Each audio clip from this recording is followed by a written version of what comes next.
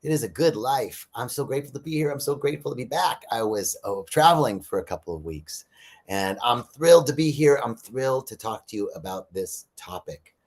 And, wherever I went, hey, welcome, everybody. Come on in. Wherever I go in the world, and I got to go to, I was in New York, Pennsylvania.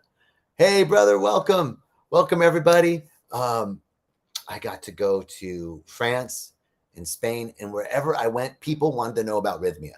That was amazing. They were like, "Oh, what? Anywhere? What do you do? Oh, I've heard of that place." And I get to talk to people about this amazing place where what I tell people is I see miracles every day, every week that I'm there. Somebody's coming for their last chance. Somebody's coming because they're interested. Somebody's catching a glimpse of what's possible in their lives. Somebody's seeing something true about themselves. Somebody's releasing something. And most importantly, what happens at Rhythmia is what I want to talk about today. Hey, good to see you too. Thank you, Bibi. It's forgiveness. Forgiveness. People can forgive themselves. Hey, brother, what's up? Good to see you over here, Mr. Cambo, Holistic Healing. Forgiveness. It's the new F word, right? It's the new F word. So the topic today is about bridging divides. And I want to share with you, I was in every place that I went, obviously in the United States and in France and in Spain, there's huge divisions happening right now. Culture wars. There's an uprising of really regressive. So this is me labeling, but it seems to be a replay of what happened 100 years ago with fascism, and many of the parties that are coming into power have roots in fascism in Italy and in Spain and in France. So wow, it's crazy. I was in Madrid and saw a beautiful exhibit at a museum called Reina Sofia. And it was it was Picasso and Dali, right? With all of the posters and magazines of the socialist movements that were fighting fascism at the time. And then it was mixed media with film and video, or film and reels, like news reels of the time. And it was amazing because it reminded me of what's happening now, the cultural divide that's happening now. And then I flew back to Costa Rica and flew into San Jose, which is about 5 hours from where I live. And so I spent the night with a dear friend, somebody I love deeply, and who is just funny and kind, and one of the kindest people I know. And the next morning, I flew in the evening. We had a dinner. I was so tired. I went to bed. We got up the next morning. We're having coffee. And all of a sudden, this conversation emerges. I was taken aback about culture wars. It was about LGBTQ, diversity. And, he was on the side of you can't shove sexuality down to children's throats. What you want to do when you're an adult is one thing, but, convincing people to get sex changes. And, I was like, whoa. And I found myself being all cool at first, like, brother, yeah, and then the more he started talking, I started meeting him, and my voice raised, and we're having a cup of coffee in the morning, and pretty soon we're kind of yelling at each other, and I had to like reel it back, and this happens to me sometimes with my family, because my family's super on the other side of the aisle than I am. But what I'm realizing is we got an election cycle coming up, and this is happening in the collective consciousness. This is happening all over the world. It's happening in Brazil, in Africa, in South America, in Europe, in the United States. It's happening, and it's not happening because one side is evil and one side is good, because we know that shit doesn't exist, right? We know that good and evil are just an expression of one thing. And that the other, someone who is opposing me is not evil, because I love this guy, I love my family, I love the guy I was talking to, and he's such a sweet person, but boy, and we both got angry. So I became very interested in how I can navigate these conversations in the future, and I wanted to share this with you. So So that's how this that's how this topic today came up. Because, man, I got like, what? You're telling me that I started getting offended, and he started yelling. And by the end, we found common ground. And I realized that I wasn't going to convince him of anything, and he sure as hell wasn't going to convince me of anything. But we had to find common ground. The common ground that we found ultimately, and hugged each other before I left. The other thing I want to tell you is, in the middle of the thing, I was like, fuck it, I'm going to the airport early. I don't need to hang around this shit. I was like, I'm out. And by the way, I'm never coming back again. We can't do that. We can't do that. You know how people say, we don't talk about politics and religion. Well, then what are we supposed to talk about? The weather? We can't talk about things that really matter unless we're talking to somebody who agrees with us. I have to learn. This is why I want to talk about this topic, is because I have to learn how to do this. I have to learn how to talk to people who believe something different than me and not get angry, and have them not get angry, because this is the only way we're going to find peace in the world. And it's coming up for me also in my personal life. I got to share with you, I'm having a personal conflict with some very dear people who are beautiful people. And I'm having trouble finding forgiveness in my heart. And so I've been thinking a lot about forgiveness. So I want to talk about, first of all, the idea of forgiveness, and how anything that seems to be opposite to us is actually a reflection of us, right? Basic spiritual principle. And then some actual tips on how to talk to people about these things. Okay. So the first thing, there is a bird outside that is just like, wah, wah, wah. But that's Costa Rica, baby. I'm in the jungle. Okay. Now. All right. So as far as the culture wars go, what one point that my friend and I were able to get clear on was that, because he was all about conspiracy theories, I'm not so big on conspiracy theories. I was like, well, there is one conspiracy that I can agree with. And that's that some people are finding little points of division, finding issues that are at the margin of society and exploiting them, bringing them into the center in order to divide us.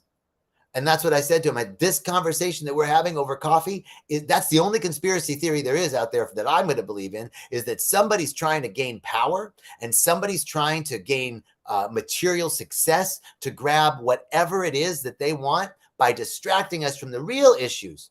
Because puberty blockers for 1% of the population, less than 1% of the total population, we should be talking about artificial intelligence. We should be talking about the industrial military complex. We should be talking about social media and its effects on children. We should be talking about about major corporations taking over our political structures. Let's talk about some real issues. Let's talk about homelessness. Let's talk about healthcare.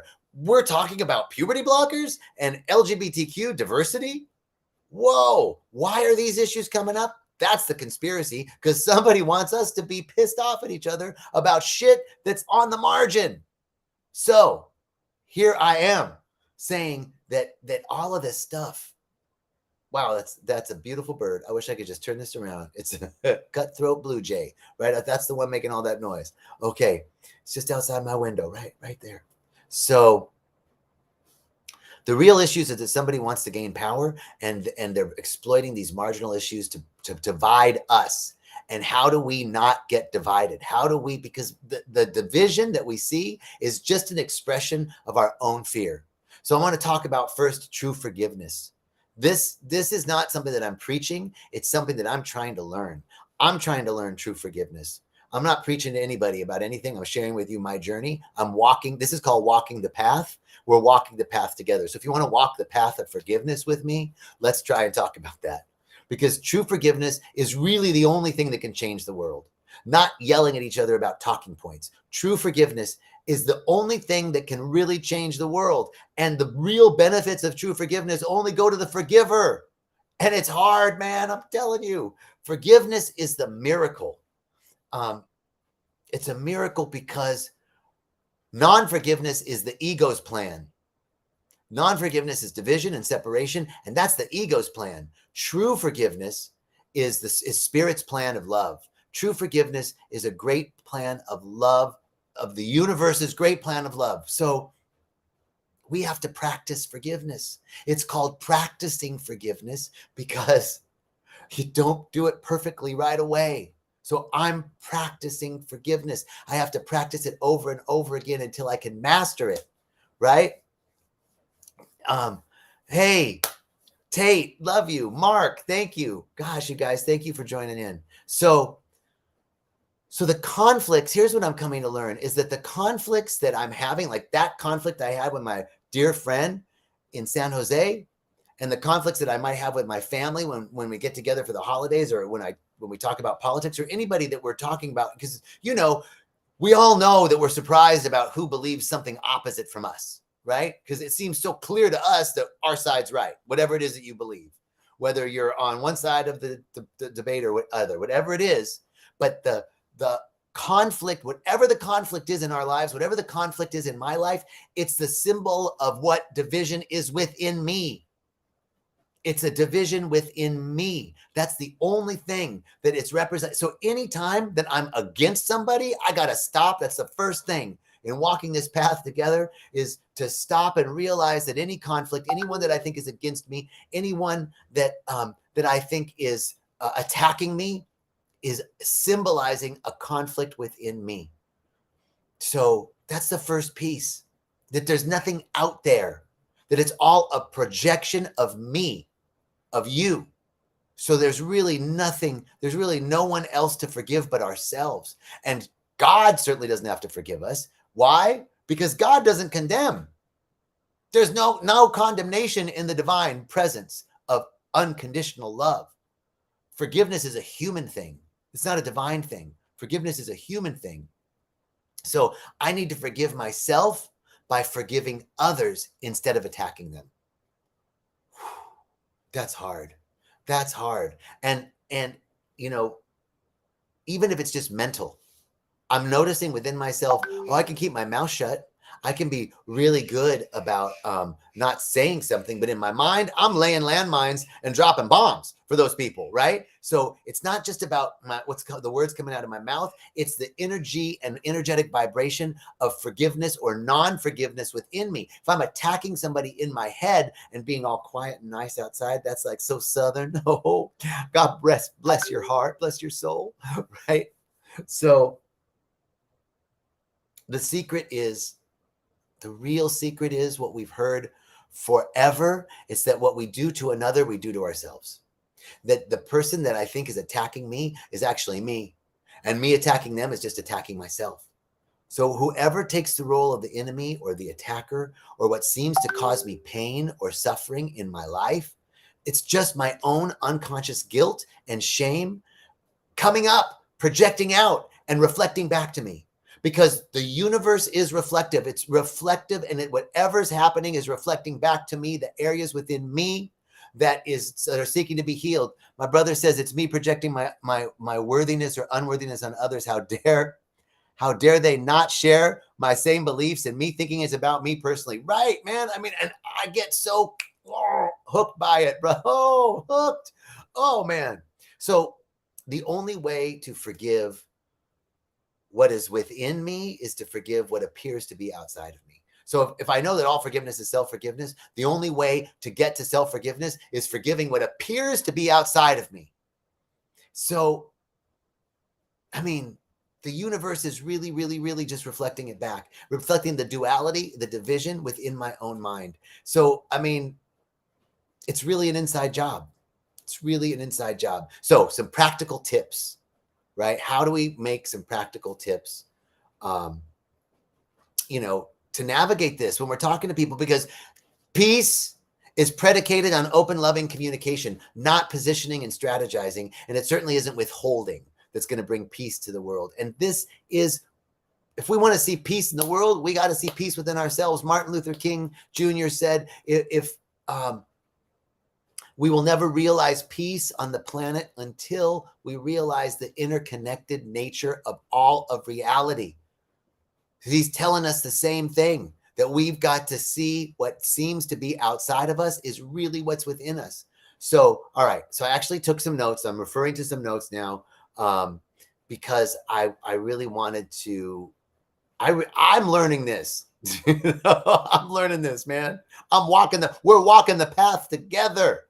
So this is what came up in my life and I wanted to share. So first of all, the first practical tip is the realization that there's nothing outside. There's no attacker. There's nothing, no one attacking me. That any attack, anything that seems to be duality, anything that seems to be division is really a reflection of my own division. It symbolizes the own division within me. And BB says, we're all in pain and become defensive. Forgiving others starts by forgiving myself. And that peace will be contagious. Yes. And here's the thing that to forgive myself, I got to forgive. It starts by forgiving what appears to be outside. Really, forgiving another is forgiving myself because it's all inside. It's all inside. So forgiveness is the new F word. You know, they used to say like, you do you, boo. And if they don't like it, fuck them. I'm going to say, I do me, boo. And if they don't like it, forgive them. Yeah, baby. That's it. The new F word. Forgive you too. That reminds me of a joke that I like to tell. It's called That's Nice. That's very, very nice. It's about these three Southern women. One's really rich, one's sort of rich, and one's poor. And they're all out to lunch. And the really rich one says, for my birthday, my husband bought me a Mercedes Benz. And the sort of rich one goes, really? And the poor one goes, that's nice. That's very, very nice. And so then the sort of rich one goes, well, for my birthday, my husband bought me a full-length mink coat. And the rich one goes, really? And the poor one goes, that's nice. That's very, very nice. And so then they both look at the poor one. They go, what'd your husband get you for your birthday? She said, well, for my birthday, my husband bought me charm school lessons. They said, sugar, whatever you learn in charm school. She said, well, I learned instead of saying, fuck you, you say, that's nice. That's very, very nice, right? So you say, forgive them. That's nice. That's very, very nice. But we got to not be saying fuck you in our heads. We got to really be saying forgive you in our heads, because whether it's coming out of my mouth or it's in my heart or in my mind, the vibrational energy of that attack is still unresolved guilt and shame.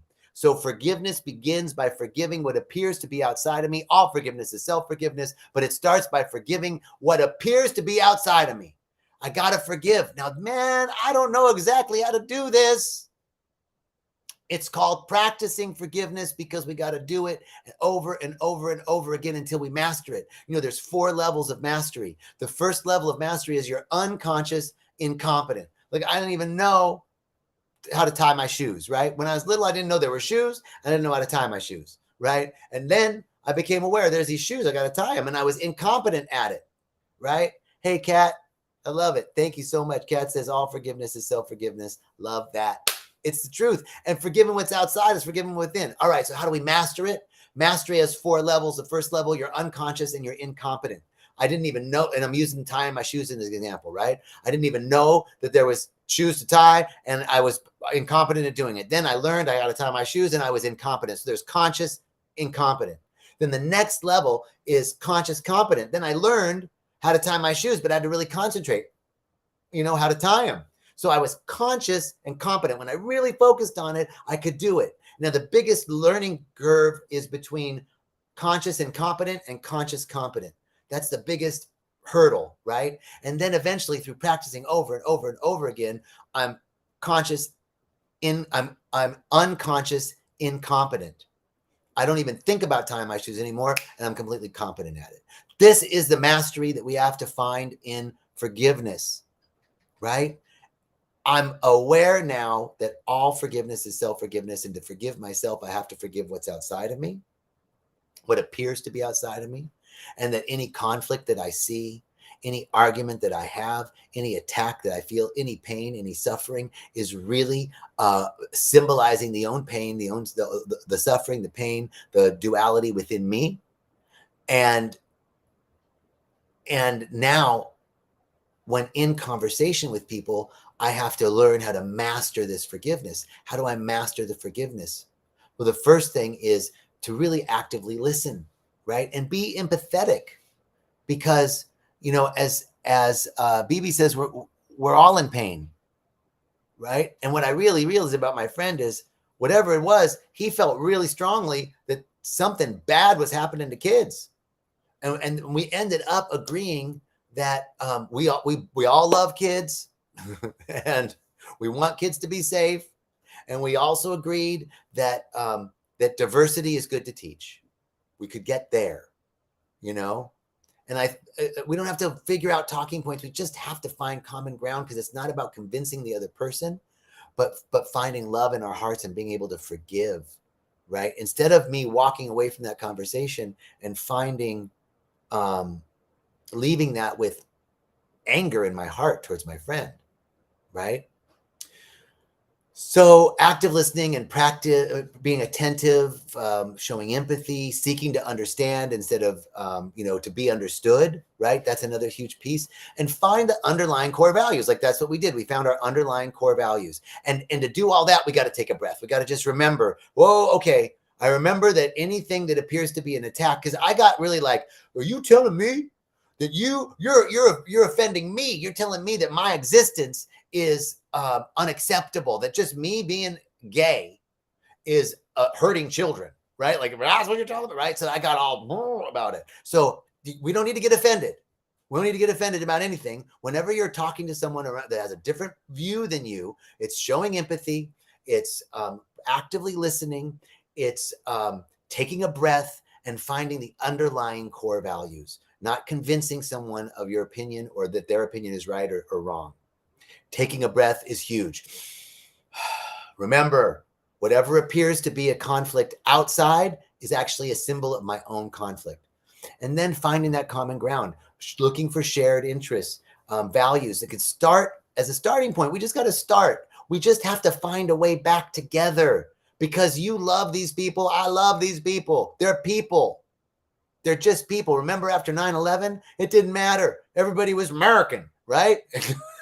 Didn't matter. We were all together. There's huge events that happen on the planet that bring us together. If there was an earthquake, if there was a flood, it wouldn't matter if somebody was conservative or liberal or gay or straight or anything. You'd help them. We all find that love in our hearts. That's the way back. That's the way back. I am seeing that we have to, if we want peace, we got to mend this huge division, and it starts from within. So finding common ground and then speaking from the I, right? I found that when I was like, I can't believe you're saying that. No. It's like, well, I believe the children are our future. Teach them well and let them lead the way. No. I believe this. I believe that. I feel this. I feel that, right? Speak from the I instead of accusing them. And then, everyone wants to be respected. So respect is another great way to de-escalate these conversations, right? Instead of attacking people. And use a little humor, right? Like drop into some Whitney. I believe, cheer, right? Like use a little humor, de-escalate the situation. And then, there was a point when I was talking to my friend and he wouldn't stop interrupting me. I would listen. And I have to tell you, I was wanting to make a point, right? So it's not about making my points. It's about finding common ground. And so I would listen. And one way to get people to stop interrupting you is start repeating back to them what they're saying, right? Just repeat back what you just heard them say, and make their argument for them. That will stop them from interrupting. They'll be like, and then you can, once you have repeated back to them what they said, and they agree that that's what they said. Okay, I just want to make sure I understood. So you're saying da da da da da da da da da da da. They'll listen, and once they agree that that's what they said, now you've also, I promise you, if you do that, you'll understand something more about what they're trying to say too. This is finding common ground. And then if you need to, you can set boundaries. You can set boundaries. Hey, I just saw my cousin Donna. Hey, cousin. You can set boundaries, right? And say and disengage if necessary, right? We don't want to, there's sometimes you can't engage. But setting ground rules for the conversation can be really helpful, and be willing to disengage if it becomes unproductive. But one ground rule and one way, especially if you're engaging in a conversation that all of a sudden gets heated, is to stop. And one way of practicing active listening is to repeat back what they say and then ask them to repeat back what you said. And so we're not just rushing to make our point. We're actually listening to the other person, repeating back what they say, and then you can say what you want to say and have them do the same thing. They have to listen to you, repeat back what you said until you agree that that's what you said, that they heard you right, and then they can make their point. This de-escalates the conversation, and it really, really, really helps understanding. So that's my talk today. It got a little long, but that's it, right? Bridging the divide. There were some practical tips for how to navigate these conversations, but it comes from the basic fundamental understanding that any division that I see, anything time I feel attacked, anytime I'm in pain, anytime I feel harmed, hurt, endangered, it's all a reflection of a division, hurt, harm, or endangerment inside of me. So all forgiveness is self-forgiveness. Love you too, cousin. Love you, BB. Thank you. And that's the way we gotta stop this divisiveness, man. We gotta stop this divisiveness and find our way back to each other, because peace, we have to find peace. And we can't find peace unless we find it within. And the only way we're going to find peace and forgiveness is by forgiving what seems to be outside of us, because that's really what's inside of us. All right. Peace and richest blessings. Have a beautiful day.